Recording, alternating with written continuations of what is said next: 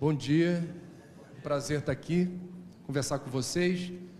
Não trouxe data show, nunca uso data show, prefiro num tom coloquial, direto, objetivo, abordar os temas que são inspiradores, desafiadores, inadiáveis, importantes, não apenas para esse poder da República, mas para todos os viventes, especialmente aqueles que se autodenominam Homo sapiens sapiens, que têm uma autoimagem muito autocondescendente, somos feitos à imagem e semelhança do Pai, temos a razão, o intelecto superior, topo da cadeia evolutiva. Entretanto, somos os responsáveis diretos pela maior crise ambiental da história da humanidade. Seria muito mais fácil se a gente tivesse um inimigo externo que brotasse das profundezas do solo, viesse de outra galáxia ameaçando a humanidade. Seria fácil, a gente se uniria muito rapidamente contra o inimigo comum. Seria muito mais fácil lidar com uma intempérie sobre a qual a gente não tem, num primeiro momento, o controle. E uníssemos forças para descobrir novos conhecimentos e tecnologias para enfrentar. Só que o grande desafio, talvez o maior da história da nossa espécie, é que a degradação, a depredação e a destruição dos recursos naturais não renováveis fundamentais à vida tem origem nos nossos hábitos, comportamentos, estilos de vida e padrões de consumo. O buraco é mais embaixo. Eu não estou falando para servidores do STJ, eu estou falando para gente como eu.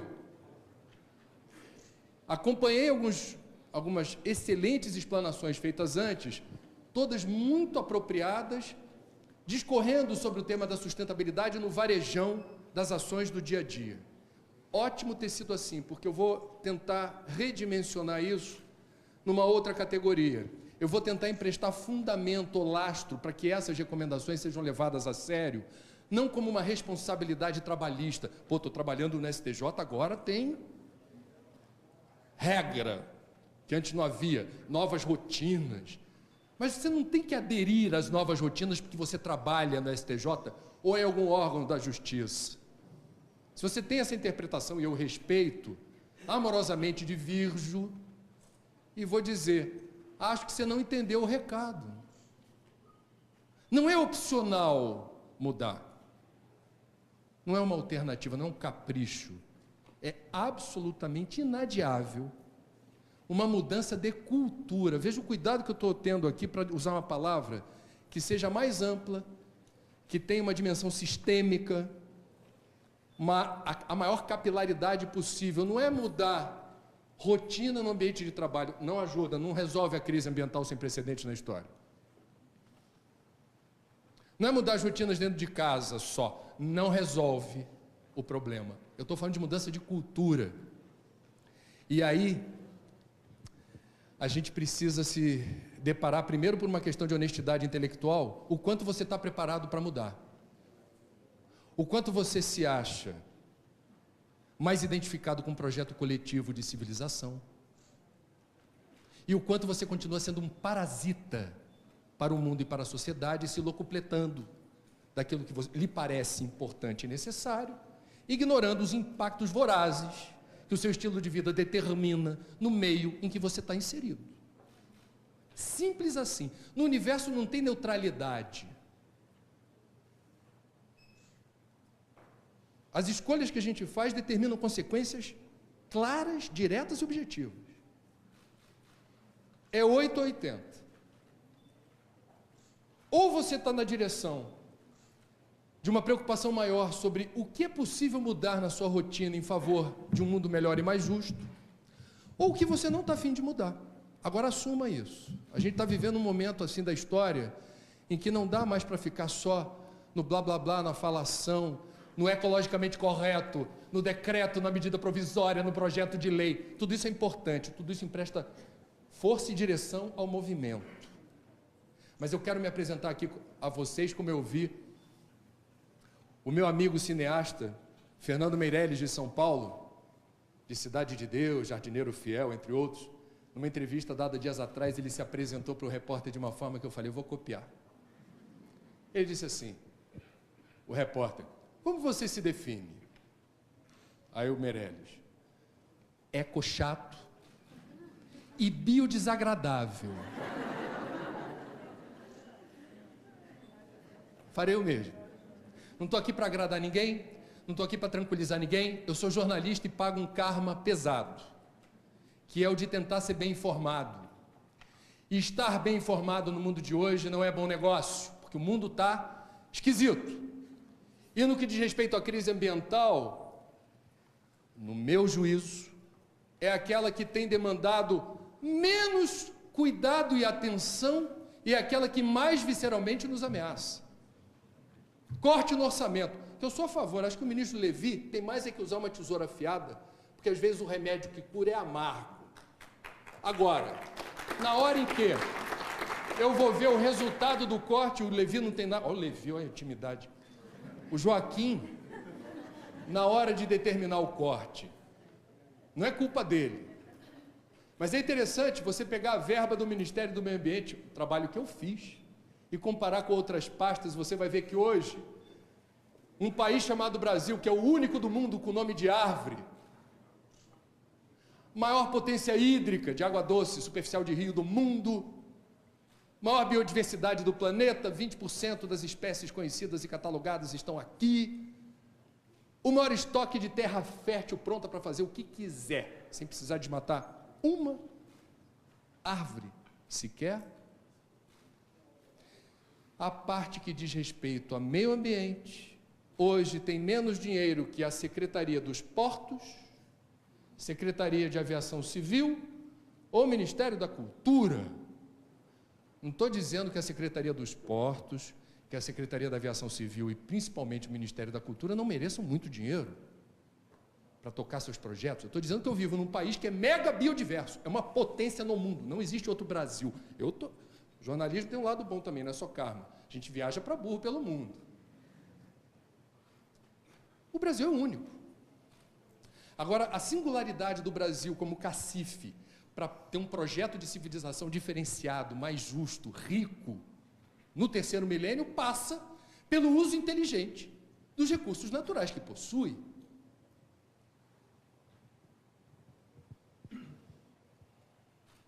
Não sei quem conhece aqui um livro que é muito inspirador para mim, chamado Colapso. Como as sociedades escolhem o sucesso ou o fracasso. Ele foi escrito por um geógrafo que acumula outras habilidades, outras formações. Ele é um cientista chamado Jared Diamond, que foi premiado nos Estados Unidos com o Pulitzer, que é o mais importante prêmio de literatura daquele país, por uma outra obra chamada Armas, Germes e Aço. Mas em Colapso, Dr. Jared faz um trabalho impecável de comunicação. Por isso que jornalista, como eu, gosta de dar publicidade a obras com essa característica. De forma clara e objetiva, não pedante, não academicista, ele consegue traduzir os modernos saberes que vêm da arqueologia.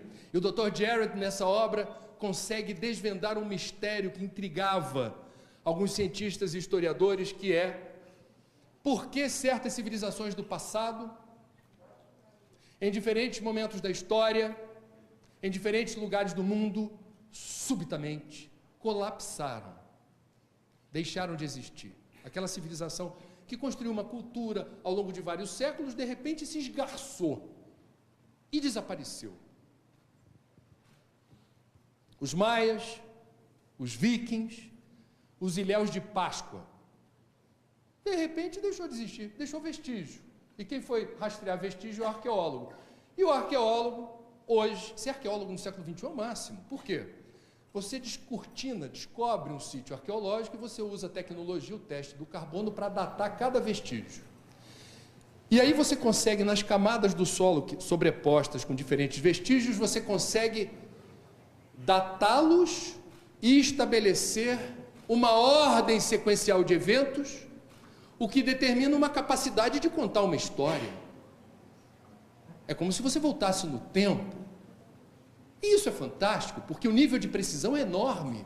A margem de erro do diagnóstico é quase desprezível. E o Dr. Jared, garimpando o saber dos arqueólogos, descobriu a razão pela qual essas e outras civilizações do passado desapareceram do mapa. E isso aconteceu porque, num dado momento, elas deixaram de ser sustentáveis. E o que é ser sustentável? Como é que você explica isso para o teu filho de 6 anos? É dar o passo do tamanho da perna. É uma boa explicação. Ou é respeitar os limites do ecossistema onde você está inserido. Em escala global, respeitar os limites da Terra. Um traço comum dessas civilizações, curiosamente, era sempre a disponibilidade de água doce. Era um primeiro indicador importante que determinava a fratura visceral no tecido social, na forma de organização daquela coletividade.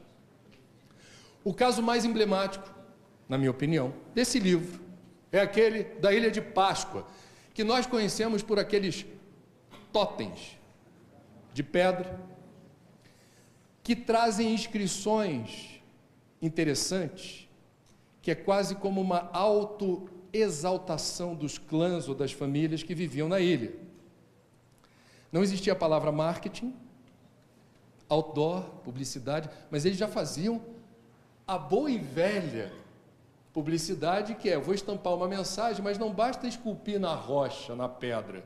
Isso tem que estar visível. Então eu preciso mostrar como o meu clã é o máximo num lugar de grande circulação. Então vamos colocar esses totens em lugares visíveis.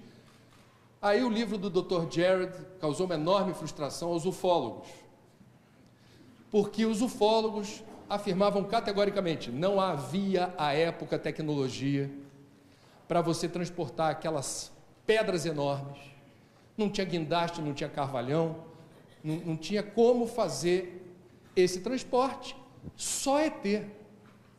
Alguém apareceu e deu uma forcinha. Não foi bem assim.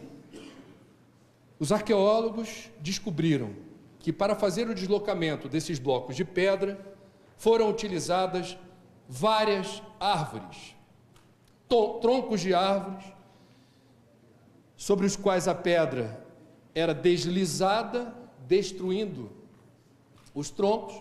Traz mais tronco, traz mais tronco, traz mais tronco. Páscoa já é uma ilhota de aproximadamente 700 quilômetros quadrados, você imagina o que é a florestinha de Páscoa. Essa floresta não resistiu à avassaladora onda de você ficar espalhando pedra, dizendo como você é o máximo. E aí aconteceu um problema. Prestem atenção como a natureza, descrita por alguns ecólogos, biólogos, físicos quânticos, se resolve. Eu vou voltar para a Páscoa já já. O que seria o universo?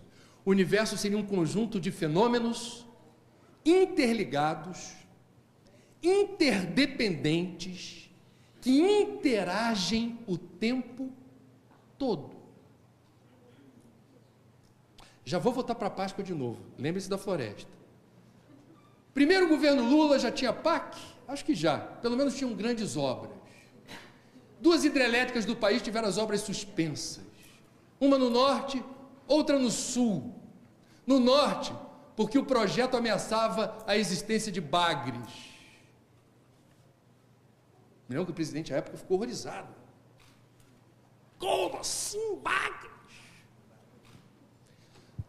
A justiça acolheu a ação no entendimento de que não estamos falando de bagres, presidente. Estamos falando de uma pecinha do dominó. Subtraia o bagre daquela bacia hidrográfica. Se esse projeto for feito nesses termos, é o que vai acontecer. Teremos um efeito cascata, que determinará na ponta do sistema uma dificuldade da provisão de proteína das comunidades ribeirinhas, caboclos, índios, etc., em outras espécies que também vão desaparecer. O universo é assim, a Terra é assim, a natureza é assim. No sul era uma perereca, um batráquio, que igualmente cumpria uma função importante na resiliência do ecossistema, por mais desprezível que seja um determinado ser, ele cumpre uma função estratégica na resiliência daquele ecossistema. Muito bem, voltando à Páscoa. A floresta de Páscoa não resistiu à supressão de troncos para rolar pedra. E daí o que aconteceu? O riozinho de água doce, que era perene, portanto a água não era uma questão, deixou de ser, passou a ser sazonal, porque as florestas, via de regra, cumprem uma função estratégica para a recarga dos aquíferos, dos mananciais de água doce. Existe aí uma intercorrência da floresta com a qualidade e a quantidade, a disponibilidade de água numa bacia hidrográfica. Uma das razões pelas quais, no Sudeste, experimentamos crise hídrica e estamos experimentando o sabor do volume morto, é porque restaram apenas 20% de cobertura vegetal na mais importante bacia hidrográfica do Brasil, economicamente falando, que atravessa os 3 estados mais ricos, e que todo mundo pega água, pega, retira, não repõe, não cuida, deu no que deu. A água passou a ser um problema em Páscoa. Antes fosse só água, que não é pouca coisa. Já tinha agricultura, já tinha lá o cultivo das coisinhas para comer, e tinha as pragas oportunistas. As pragas oportunistas acorriam, chegavam, devastavam a lavoura um pouquinho, e os predadores das pragas oportunistas eram a resposta que a natureza dava para haver equilíbrio.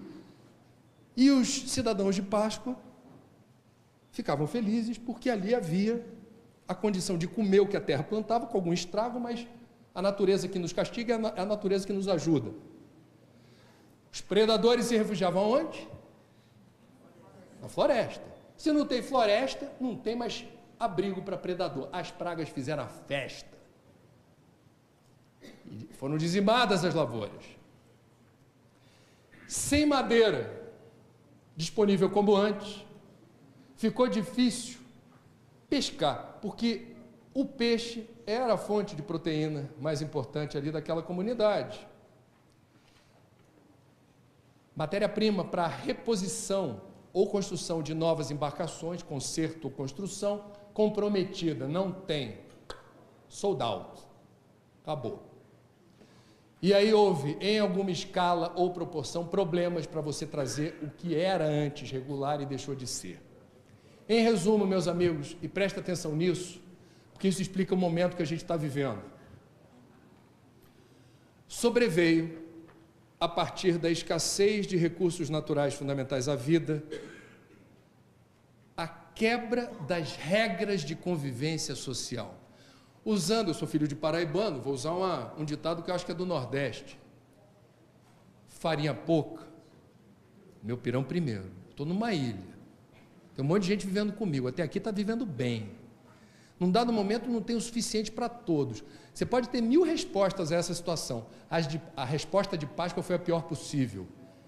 Deflagrou-se um clima de terror e de disputa entre os clãs, que até então viviam em harmonia, para retirar o pouco que havia em favor dos seus.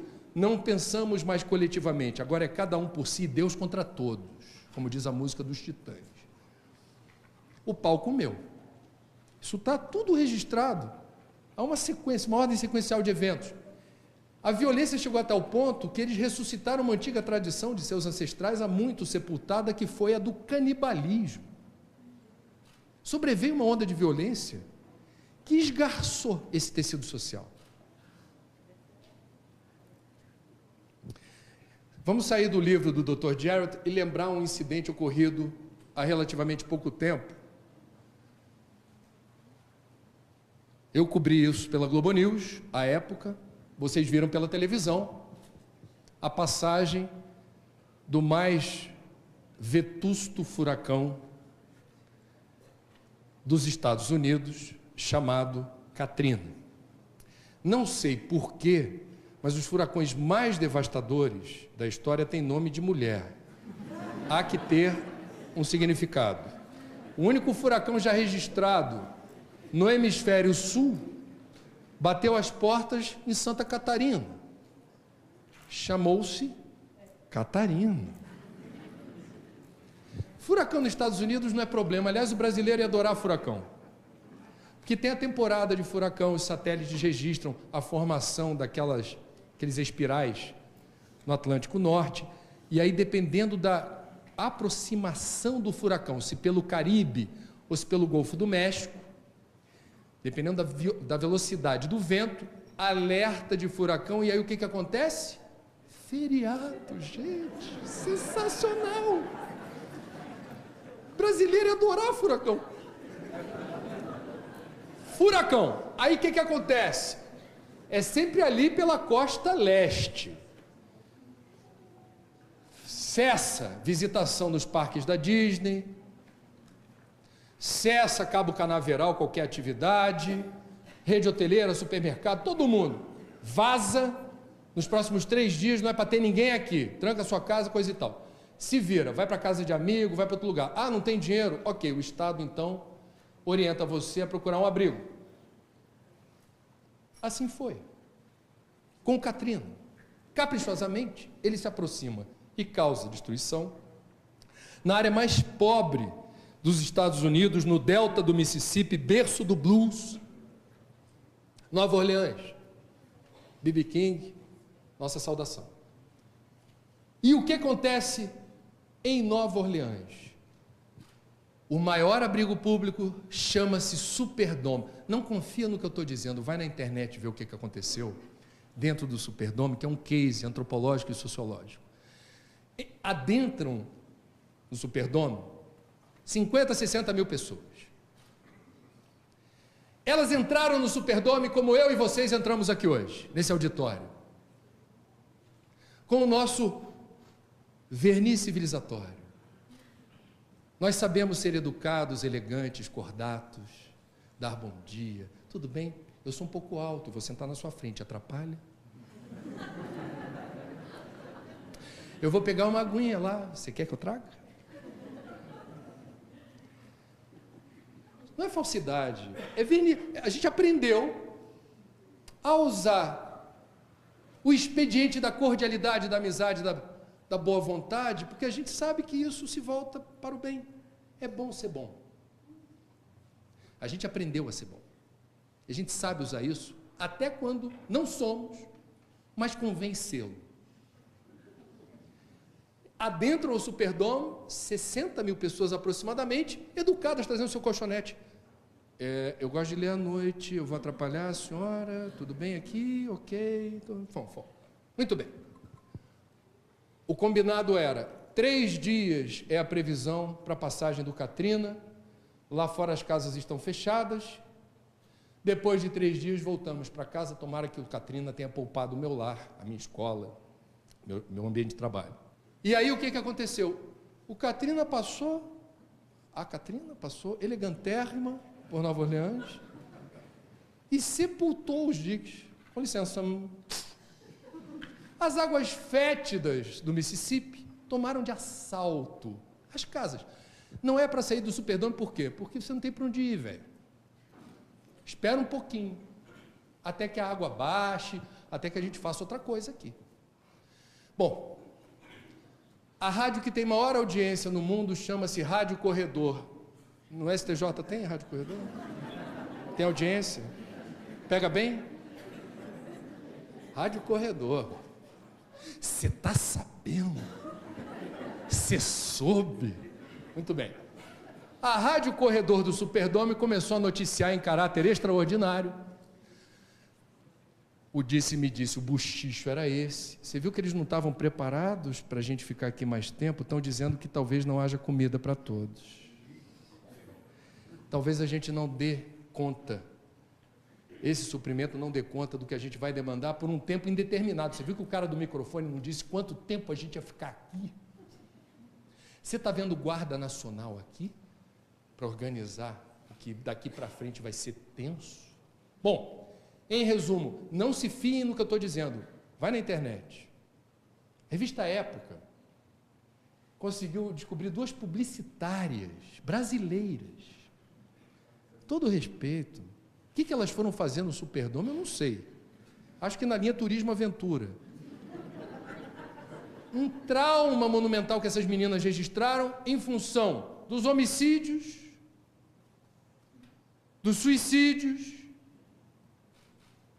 dos estupros, que aconteceram no ambiente onde a ordem, as regras de convivência, aos poucos deram lugar à ação de alguns que se organizaram em milícias para subtrair a despensa, não respeitar a hora certa da refeição e começar a aprontar uma quizumba dentro do Superdome. Caos. Numa palavra, colapso. Colapsou. Alguém poderá dizer, André, você está sendo precipitado, dizendo que em todo lugar onde haja escassez, sobrevém a violência. Imagina se fosse assim, no mundo. Um mundo onde a maioria das pessoas nem pode se dizer consumidor, né? Ela não tem o mínimo necessário. É fato. Eu vou dar um exemplo. Quando tivemos o acidente radioativo de Fukushima, no Japão, o governo levou uma eternidade para se aproximar das áreas sob o impacto da radiação, e depois do terremoto, era radiação com tremor de terra, vou te dizer. O nosso colega da Globo, Roberto Covali, que era correspondente em Tóquio, se deslocou para aquela região do Japão e acompanhou uma caravana de solidariedade, um grande caminhão cheio de víveres, cheio de comida, em porções, que chegou no lugar onde, depois de 1 semana, 10 dias, o governo não tinha chegado. O governo japonês foi muito criticado pela lentidão de chegar onde devia. O Kovalik acompanhou uma caravana que chegou numa área de um shopping center cuja laje não se partiu e virou abrigo daquele povo todo. E os japoneses, quando chegou o caminhão, isso é muito interessante daquela cultura, quem quer entender a cultura nipônica tem que entender o significado da palavra honra. O japonês tem, como todo povo, tem suas fragilidades, seus vícios, todo povo tem. Uma virtude do povo japonês: honra. Então, organizaram-se voluntariamente, não precisa ter guarda, filas. É bem verdade que homens à frente, mulheres atrás. É bem verdade que os homens tinham direito a 2 porções e a mulher 1. Mas não houve ali violência. O que a gente vai depreender dos episódios que eu estou contando? 1. O Pentágono, anualmente, divulga um relatório pormenorizado sobre geopolítica a partir do fenômeno da mudança climática. Alguém haverá de perguntar o que o Pentágono, que define as estratégias militares, a presença dos Estados Unidos no mundo, o que a gente faz com o Estado Islâmico, o que a gente faz do conflito do Oriente Médio, como é que a gente se posiciona. O Pentágono dá subsídios e respostas à Casa Branca quando ela demanda força, estratégia. Por que o Pentágono anualmente lança um relatório sobre mudança climática? Porque já está acontecendo grandes migrações ou fenômenos que estão afastando ou tornando inviável a existência, a permanência de grandes coletividades em certas áreas do planeta. E elas vão à luta, elas vão ter que buscar em outro lugar condições de subsistência. Isso é potencialmente perigoso, porque eventualmente significa cruzar fronteiras. Eventualmente significa grandes migrações de pessoas dentro de um mesmo país, e esse país não tem estrutura para suportar essas migrações nessa escala. Estamos falando, portanto, de qualidade de vida, estamos falando de segurança, geopolítica, estamos falando de bem-estar social. Pontos caros à justiça. Em 2004, talvez muita gente não tenha a lembrança, o Prêmio Nobel da Paz, que é o mais prestigiado de todos os prêmios Nobel, foi entregue a uma ambientalista do Quênia, uma senhora negra, bonita, parecia um orixá da floresta, assim, deslumbrante, doutora Wangari Maathai. Por que ela recebeu o prêmio? foi o que meio mundo perguntou. O que um ambientalista, que fez esse ambientalista para merecer um prêmio Nobel da Paz? O que tem a ver paz com o meio ambiente? E o presidente do Comitê Nobel se sentiu na obrigação de explicar por escrito. Não sei se vocês leram a justificativa do prêmio, mas eu tenho a melhor disposição para escrever isso para vocês. Esta senhora vive num país onde restaram apenas 4% das florestas. É um país destroçado, sem infraestrutura, onde a maior parte da população não tem sequer acesso à energia elétrica. E esse país destroçado, pobre,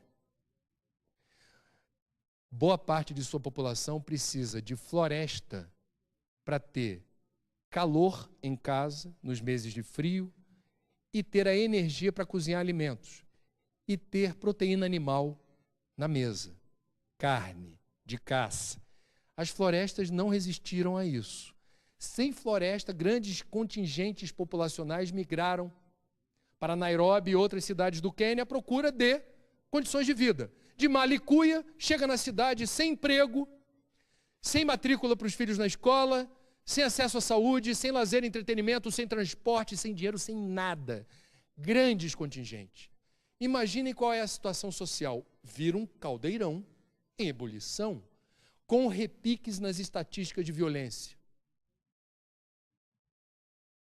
Porque eu preciso levar comida para casa, eu tenho que dar de comer para os meus filhos. Eu não quero fazer mal a ninguém, mas aquele pãozinho na hora da fornada na padaria vai parar na minha mão. Eu vou dar o meu jeito. O que fez a doutora Wangari? Criou um movimento chamado, pesquisem isso, que é interessante, Green Belt Movement, Movimento Cinturão Verde. Eu entrevistei ela em Copenhague. Ela já faleceu, infelizmente. Mas ela foi fantástica na resolução de um projeto que só recrutou mulheres do Quênia, porque as mulheres são confiáveis. Política pública se faz com mulher. Quem recebe o cartãozinho lá do Bolsa Família, preferencialmente, é a mulher. Quem recebe a honra de ter a titularidade de um imóvel, do Minha Casa Minha Vida, é a mulher. Vai ver a quantidade de certidão de nascimento no Brasil em que na hora que você tem que nominar o pai, aparece a palavra ausente ou desconhecido. É um nome que causa, em boa parte desses filhos abandonados, um trauma e um registro difícil de superar. Homem não é confiável. A doutora Wangari, lá do Quênia, do outro lado do Atlântico, sabia disso. Recrutou mulheres. Para quê? Plantar árvore. 16 milhões de árvores. E esse projeto reconstituiu os ecossistemas do Quênia de tal maneira que outros países da África falaram, vem cá plantar. Também quero. Não é a solução de todos os problemas.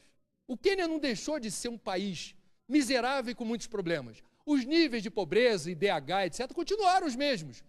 Mas quem mora no Quênia, num lugar que pelo menos tem água de rio, tem proteína animal na floresta, não precisou ter, como tinha, a velocidade das migrações internas na direção da cidade, porque o campo se tornou hostil.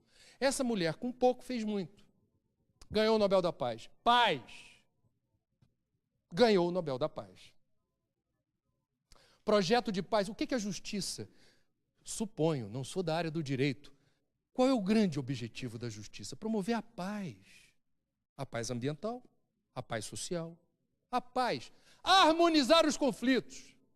Para isso existe a justiça. Não é possível ter a utopia da paz num mundo destroçado ambientalmente. Ponto. Não é possível. Vai continuar sendo utopia. São Paulo, semana passada, alcançou, semana passada não, essa semana, um número, segunda-feira, um número novo, alcançou 8 milhões de automóveis. Bom para quem tem. Nem sei se é bom. 2 habitantes para cada carro. É algo absurdo. E que gera conflito. Gera insatisfação. Por pesquisa, a maior parte das pessoas que vivem em São Paulo e se declara desejosa de sair da cidade, diz que o maior problema é mobilidade. A cidade colapsou. Pelo interesse de alguns, em detrimento de muitos. É preciso quebrar o paradigma de que sem consumismo a roda da economia não gira. Falso. Os escravagistas, há quase 200 anos, afirmavam em artigos escritos no Jornal do Brasil que se abolisse a escravatura, a economia do Brasil não existiria. Nós éramos a última república do mundo. Última república? Não. Último país do mundo. Não éramos república ainda. Com escravos. Essa é uma premissa falsa. Não se faz omelete sem quebrar os ovos. Significa o quê? Isso é um sinal? Eu já estou gritando, você vai me dar um microfone que funcione da mão. Aí, babau. Diminui o volume, por favor. Não vai dar certo isso.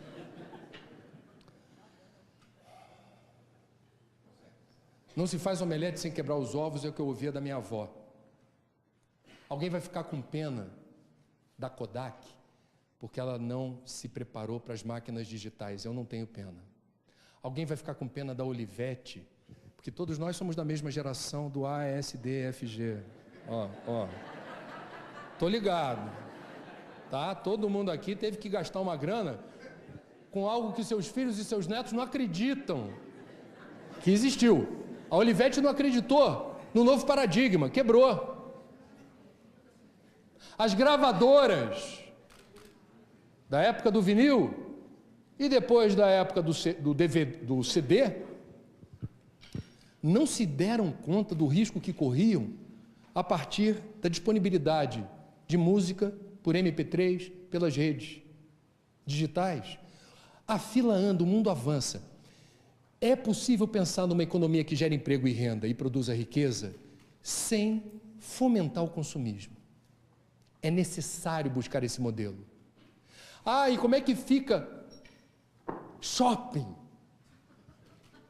A gente quer que a classe C, D e E consuma o que ela não pode consumir. Para isso acontecer, 2 cuidados. As classes A, B e a C emergente, que está surfando na onda do crediário, leva tudo e paga em 30 vezes.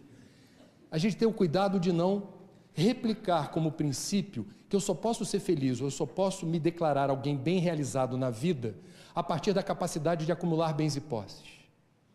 Esse é o paradigma perigoso, civilizatório, num planeta que é um só e onde os recursos são finitos. Sabendo usar não vai faltar. Você se locupletar de consumo do não necessário faz de você um parasita. Eu tenho vou fazer 49 anos, eu sou da época, no Rio de Janeiro, isso acho que vale para o Brasil, em que era o máximo você ter armário embutido na tua casa. Não é da época de vocês isso. As pessoas diziam isso como se fosse um trunfo. Me mudei para um outro lugar. Me mudei para um bairro que tem cinema perto, ponto de ônibus, não tinha metrô naquela época, cinema, não tinha TV a cabo, não tinha internet, o povo se frequentava mais. E tem armário embutido. Mas e daí que tem armário embutido? Não, armário embutido. Um buraco onde eu vou atochar tudo o que eu conseguir de roupa, sapato, meio, que seja, e que não vai ocupar espaço na área de circulação do imóvel. Todo mundo queria ter armário embutido. Vai se mudar, é menos tralha no caminhão, eu não levo o armário embutido, eu vou para um lugar que já tem. É o máximo. Hoje em dia, veja, eu estou falando de 20, 30 anos, eu estou falando da evolução ou involução do conceito do que seja consumo do necessário. Bastaram 20 ou 30 anos para a gente não falar mais de armário embutido. A garotada estranha, armário embutido? Hello? E o novo sonho de consumo, quando você se muda para um novo ambiente, eu preciso ter o meu canto, e nesse meu canto eu preciso ter um ambiente, pode ser um cômodo inteiro, que vai guardar tudo aquilo que eu preciso ter. Eu vou puxar o corinho do STJ na regressiva 3, 2, 1, com um mantra, vocês vão entoar juntos, o mantra dessa sociedade de consumo que se sofistica na direção dos espaços que precisam ser maiores para guardar tudo aquilo que eu julgo ser fundamental para a minha existência. Atenção, a palavrinha em inglês, só digo isso. 3, 2, 1. Ótimo. Muito bem. Como espírita, eu devo dizer que a vibração caiu, agora despencou. Mas tudo bem, vamos lá. Reflitam comigo o que significa. Vocês estão achando graça? Mas vejam como num transcurso de 2 ou 3 décadas mudou o paradigma, infelizmente, não em favor da sustentabilidade. Eu preciso de mais espaço para deixar minhas coisas. E o closet não é apenas um buraco como era o do armário embutido. Veja bem, antes de você trazer tua tralha, suas coisas, há que se ter no closet alguns apetrechos fundamentais para você poder chamar aquilo de closet. O que não pode faltar num closet? Hein? Eu sei que vocês não têm closet. Eu estou... Hipoteticamente. Vamos lá, vou dar uma ajuda. Luz. Mas veja, não é uma lâmpada. Para os meus alunos da PUC, eu já levei uma revista de decoração que eu tive que comprar porque trazia na capa um assunto que eu achava relevante com a parte do curso em que refletíamos sobre consumismo. A manchete era: como iluminar o seu closet. E ali havia, na capa, 3, eu não conhecia essa expressão, light designers. Ajudam você a fazer as escolhas certas. Eu falei, eu tenho que comprar isso. Conhecimento nunca é demais. Levei para a PUC. Vamos refletir sobre o que é closet e o que são os light designers. E como é que a gente faz projeto de iluminação no teu cafofo, no lugarzinho que não é apenas um lugar para guardar coisas, acompanha onde eu quero chegar. O valor que atribuímos a uma parte antes desprezada do imóvel, que agora não é apenas uma parte desprezada, é uma parte que passou a ter mais valor. É quase um culto. Não estou exagerando. E são luzes especiais, algumas delas parecem ou remetem àqueles filmes bíblicos, quando o Todo-Poderoso resolve se comunicar com você e um feixe de luz rasga os céus e alcança você. O camarada pede, eu quero isso. Mas iluminar o que, Senhor? Minha pilha de toalhas felpudas multicoloridas de algodão egípcio. Mora ele e a mulher. Não querem ter filhos tão cedo. Ou mora no Rio de Janeiro, por favor, bota para cá também. O que tem ali? Pilha de edredom, no Rio de Janeiro. Aí você questiona, porque é ecochato e biodesagradável. Desculpa, você fabrica edredom? Você está vendendo para os amigos? Por que tantos? Estava barato. Não podia perder a chance de comprar. Vai que nem comercial de seguro, vai que de repente chega o pessoal sem avisar aqui em casa e está frio, Rio de Janeiro. Você vai ter desculpa para tudo. Luzes, só luzes, não. Closet de verdade, para ser chamado como tal, precisa ter espelhos. Vejam que eu conjuguei no plural. Um armário convencional, tua casa tem que ter um. Ok. O closet, pelo menos aqueles que eu já tive o prazer intelectual. Porque a gente tem que conhecer para falar. Eu já vi coisa por aí inacreditável. Porque o camarada tem o espelho frontal. E porque ele não é bobo, sobrou espaço para o lateral. E, eventualmente, você começa a brincar de espelho na sua casa. E o closet se transforma num ambiente que sintetiza, e vejam, eu estou dizendo isso com o maior respeito, uma expressão cultural que não ajuda a gente a praticar sustentabilidade. Nenhum closet que eu conheço resiste à CPI do consumo consciente. Sem Eduardo Cunha, por favor. Tem que ter outra delegação acompanhando o closet para ver de tudo que a gente guarda e acumula, o que realmente a gente vai ter a coragem de dizer: eu preciso disso. Essa invigilância nos custa caro. Anotem, quem não conhece, uma ferramenta metodológica que me ajuda na PUC e ajuda muitos professores por aí no Brasil. O Instituto Acatu do Consumo Consciente em São Paulo, o IDEC também em São Paulo, usam essa ferramenta para disseminar consciência no ato de consumo e tangibilizar a discussão sobre consumo, para não ficar uma coisa meio evangélica, no sentido assim, a boa nova é não consumir e ficarmos no território do subjetivo. Vamos tangibilizar o risco de consumirmos muito. Ecological footprint, pegada ecológica.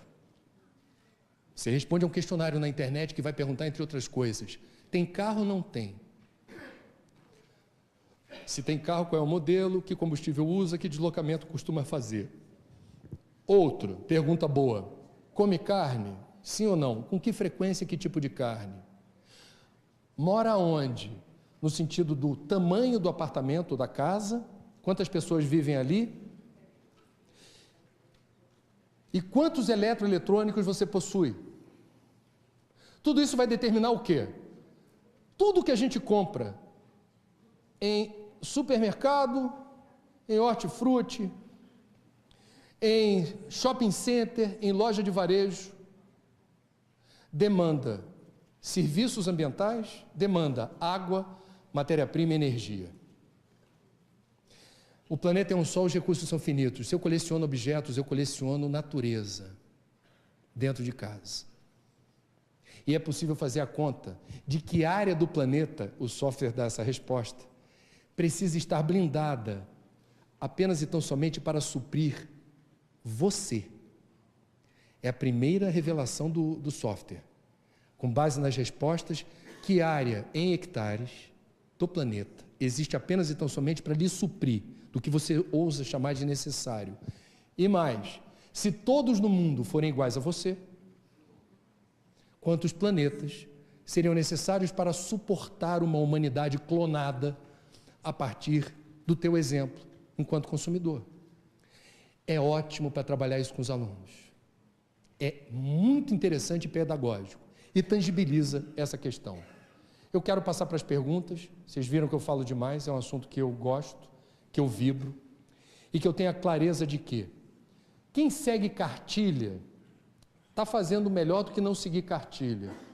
Mas, posto que a crise ambiental é grave, é severa e demanda atitudes urgentes, eu sugiro a vocês que pensem se o Fernando Meirelles não estava certo quando se declarou como ecochato e biodesagradável, porque quando você for numa reunião de condomínio, por exemplo, com a ideia e o firme propósito de colaborar no limite, para que naquela coletividade se avance o máximo possível na direção de um estilo mais sustentável, você tem alguma dúvida que você vai incomodar? Dentro de casa, quando você estabelece regras, eu estabeleci na minha casa, orientei a minha secretária do lar, Dona Nádia, eu como todo dia 2 ovos quentes, orgânicos. Quando não tem orgânico, Nádia, tudo bem, traz o outro. Você só não... Aí eu expliquei para ela, tem 3 tipos de embalagem de ovo, Nádia: papelão, plástico e isopor. Aqui em casa só entra papelão e plástico. Isopor eu discrimino, porque o catador rejeita. O isopor até é reciclável, mas é um segmento muito sofisticado da indústria. Aqui em casa não entra ovo de caixa de isopor. Tudo bem? Dona Nádia mora em Japeri. Ela deve me olhar várias vezes, em silêncio, obsequioso, com aquele olhar assim. Várias possibilidades dela. Eu queria ser médium para, às vezes, tentar traduzir a expressão facial em palavras, assim. Ela deve olhar e falar assim: esse povo da Globo é tudo doido. Ou então, esses granfinos não tem o que fazer. Aí fica discriminando caixa de ovo. O mundo, uma dificuldade tão grande, tanta coisa. Ele tinha que ir lá para Japeri ver o que é. O povo ia disputar a tapa uma caixa de ovo de isopor. Eu conheço o Japeri. Uma vez a Nádia apareceu Eu não faço compras do mês, a gente vai comprando assim. Apareceu com caixa de ovo de isopor. E eu flagrei na hora que ela estava começando a fazer a divisão. Isso aqui é para geladeira, isso aqui é para não sei o quê. E estava lá a caixinha. Eu entrei na cozinha. Opa! Aí eu falei, Nádia, se lembra daquele papo? A gente faz coleta seletiva aqui em casa. Essa caixa de ovo não tem função, ela vai parar no aterro. Ah, seu André, aquela carinha que eu queria ser médium, né? Ah, sim. Eu falo, guardou a nota fiscal? Não, está aqui. Volta, leva. Veja, eu fiquei sem ovo, tá? Leva a caixa. Ou você substitui por outra coisa com valor compatível, ou traz um vale. Eu não quero essa caixa aqui. Isso é ser ecochato e biodesagradável. É você praticar o que você diz. Não é fácil. Eu tenho um carro flex porque eu preciso andar de carro no Rio de Janeiro. Eu sou um motorista culpado. Comprei 1000 cilindradas, que era aquele que eu achava, ou acho, ainda acho. Tem gente que diz, não é o mais econômico é um ponto não sei o quê. Bom, é um carro 1.0 da nova geração de 3, não é 3 válvulas, é 3 o quê? Cilindros, do alemão lá. 3 cilindros, eu só boto etanol, desde sempre. Há anos eu só boto etanol. O etanol está mais caro, eu já ouvi isso de mais um frentista. Paro no posto e digo, álcool. Aí ele, tudo? Aí, tudo. O cara, antes de pegar a bomba, 2 frentistas já pararam, eu não os conheço. Eu assim, doutor, o senhor vai perder dinheiro. Não é flex? Mistura. Melhor. Aí eu falo assim, amigo, muito obrigado, estou registrando assim como um ato de amizade. Bota álcool, por favor. Por quê? O álcool também polui, o álcool também gera problema, mas na contabilidade das emissões de gases de estufa, o CO2 que sobe na queima do etanol vai ter que descer quando você plantar etanol na nova safra de cana. Então tem um ciclo do carbono que se resolve com menos impacto. Não é que não tenha.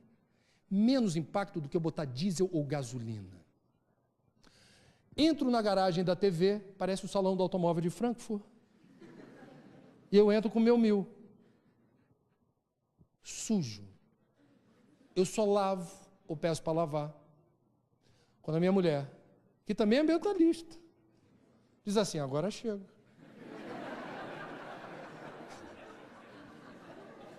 Chegamos no limite. Porque nem sempre a lavadora São Pedro coincide com a minha demanda de lavagem.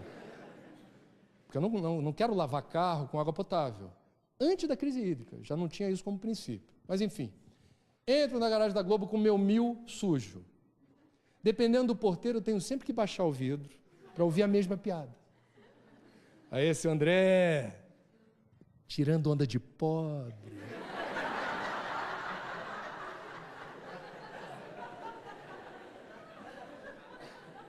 Lá em casa eu sou um vermicultor, eu moro em um apartamento em Laranjeiras. Eu cuido de minhoca. Eu fiz uma matéria de uma experiência aqui de Brasília, do projeto Minhocasa.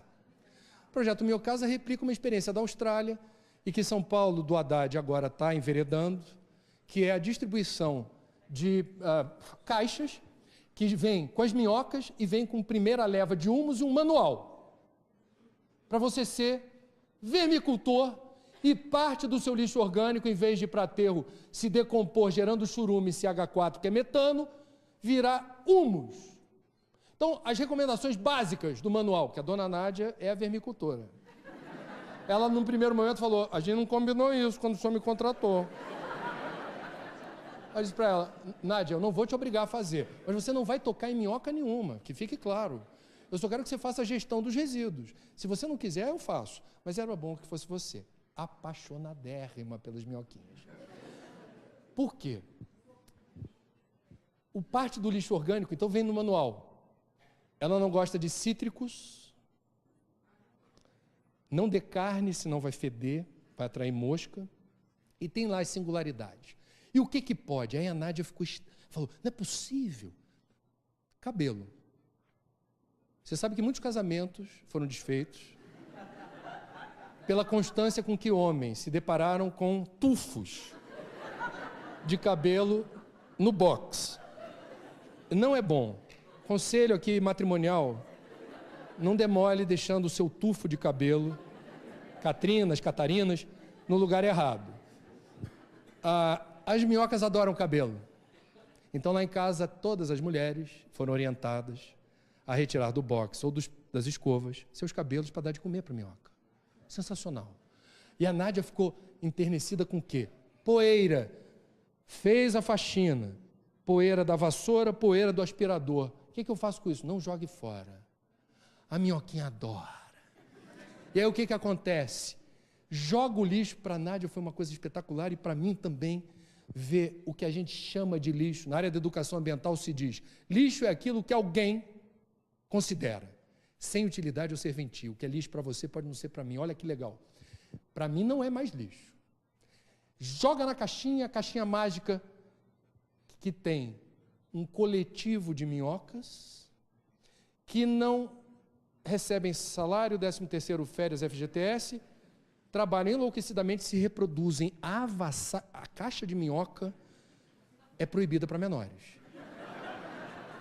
Porque é algo incrível a velocidade com que elas se multiplicam e o resultado é uma terra preta com cheiro de chuva.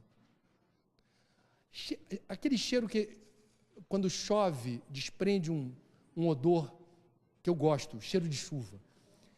A Nádia, que nunca fez isso em Japeri, começou a coletar no condomínio as flores que os filhos desavisados em Dia das Mães, correndo para dar aquele presentinho furreca, que é chegar no quiosque e comprar aquela flor que só resiste 2 dias, que a terra não tem nutriente. A flor vira rapidamente um caule. Esse caule é desprezado no condomínio, jogado fora. Passatempo da Nádia. Posso trazer mais uma? Pode, Nádia. Virou pronto-socorro de flores aparentemente mortas, entregues por filhos desavisados. Maio passou, aconteceu isso. Ela leva para casa e ressuscita as flores com humos da super minhoca. A vizinhança toda sabe que nós temos a caixinha mágica. E as flores do meu apartamento são viçosas, crescem rápido e não pegam sol o dia inteiro, tem problemas. Mas a minhoca é soberana. Eu tento fazer o que está ao meu alcance para reduzir meu estoque ou minha contribuição para a entropia do mundo. O que eu peço de vocês é que vocês fiquem antenados, porque consciência é uma coisa que quando a gente adquire não esquece. Que nem andar de bicicleta, aprendeu, não desaprende. Eu gostaria de deixar como legado aqui dessa nossa conversa uma saudável angústia. Que vocês se sintam incomodados de ter a percepção no radar de cada um, do que já poderia estar fazendo e não faz, do que está fazendo na direção que não é a da harmonia de um projeto coletivo. É um absurdo a cidade de Brasília ainda ter o lixão da estrutural. É um absurdo completo a gente ter essa realidade hostil numa cidade rica. É algo a se prestar atenção que essa cidade, não sei se mudou essa estatística, tem o maior consumo de água per capita do Brasil. É algo que precisa prestar atenção nisso, ficar ligado nisso. É um absurdo que a cidade, modelo, cidade projetada, já tem engarrafamento. Tem que prestar atenção nisso. Então os desafios estão, todo lugar tem desafio. E a gente não vai alcançar o ponto desejado sem ser minimamente eco-chato ou biodesagradável. Porque a mudança está acontecendo, a mudança é inexorável. O problema não é mudar, o problema é o timing da mudança. Quanto tempo a gente acha que a Terra suporta? Os sinais estão aí. Ler os sinais é fundamental. Estamos sabendo reconhecer os sinais? Ou repetiremos os erros dos nossos ancestrais? Eu não quero participar disso. Eu tento fazer a minha parte.